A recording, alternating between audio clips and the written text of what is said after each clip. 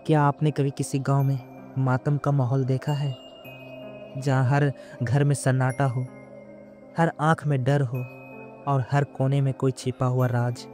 ये कहानी ऐसी ही एक रात की है, एक रात जो आज भी मेरे दिल दिमाग में जिंदा है।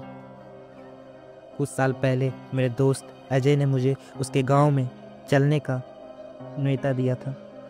गांव का नाम था नवाबपुर, एक सुनसान और वीरान जगह।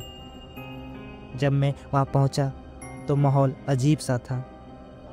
गांव में एक अजीब सा सन्नाटा।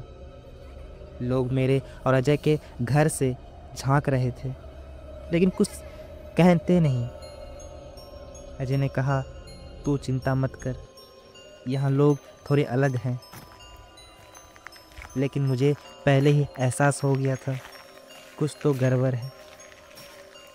रात को जब हम खाने बैठे तो मैंने अजय से पूछा, तुम्हारे गांव में सब इतने खामोश क्यों हैं? क्या कोई बड़ी घटना हुई है? अजय ने धीरे से कहा, कुछ नहीं यार, बस यहाँ मातम है।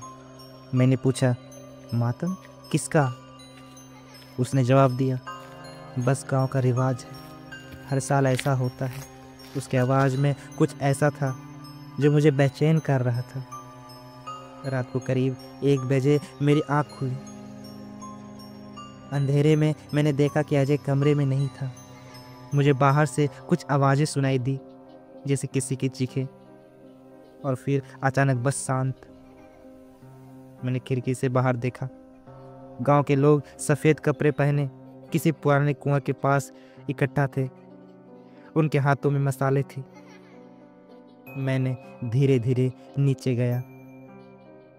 गांव का हर कोना अंधेरे में डूबा था। जब मैं कुएं के पास पहुंचा तो देखा उसने मेरी रूह को झंझोर दिया। गांव के लोग एक महिला को बांधकर कुएं के पास ले जा रहे थे। वो चिल्ला रही थी, मुझे छोड़ दो। मैंने कुछ नहीं किया, लेकिन किसी ने उसकी बात नहीं सुनी और फिर उन्होंने उसे कुएं में धकेल दिया। सब ने एक साथ कहा, मातम पूरा हुआ, अब गांव सुरक्षित रहेगा। मेरी सांसें तेज हो गई। मुझे समझ नहीं आया कि ये सब क्या था। अगली सुबह मैंने अजय से पूछा, कल रात वो क्या था? उसने कहा, हमारे गांव में हर साल एक बलि दी जाती है, क्योंकि यहाँ एक प्राचीन श्राप है। अगर बलि ना दी जाए तो पूरा गांव तबाह हो जाएगा।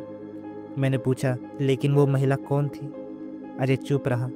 फिर उसने कहा, जो यहाँ आता है वो गांव का हिस्सा बन जाता है। मुझे एहसास हुआ अजय ने मुझे क्यों बुलाया था। मैं वहाँ से भागने की कोशिश करने लगा, लेकिन हर रास्ता बंद था। गांव के लोग मेरे पीछे थे। उनके चेहरे पर वो मासूमियत नहीं, बल्कि शैतानी थी। मैं जैसे तैसे जंगल की तरफ भागा। पीछे से उनकी आवाज़ें गूंज रही थी, मातम अधूरा है, इसे पूरा करो। मैं किसी तरह बच निकला, लेकिन आज भी जब रात को आंखें बंद करता हूँ तो वो कुआं, वो चीखें और वो मातम मेरे सपनों में आता है।